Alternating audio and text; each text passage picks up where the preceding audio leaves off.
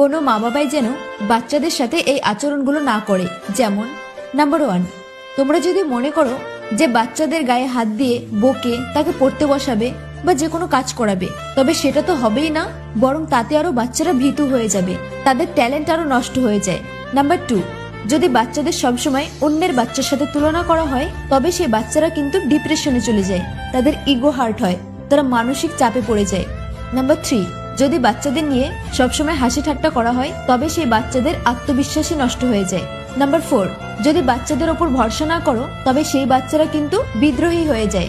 Number 5, যদি বাচ্চাদের প্রশংসা না করো, তবে সেই বাচ্চারা নিজেদের পছন্দ করাই ভুলে যায়। তো বাচ্চাদের যে কোনো কাজে বা যে কোনো কারণে মাঝে মাঝে প্রশংসা করবে, তাতে বাচ্চাদের ব্রেনে সবসময় পজিটিভ ভাবনা আসে, তাদের মন ভালো থাকে এবং তাদের যে কোনো কাজে মন বসে। তো এই ভিডিওটি বেশি বেশি শেয়ার করে দিও, যাতে সবাই এই ট্রিকগুলো ফলো করে। টাটা।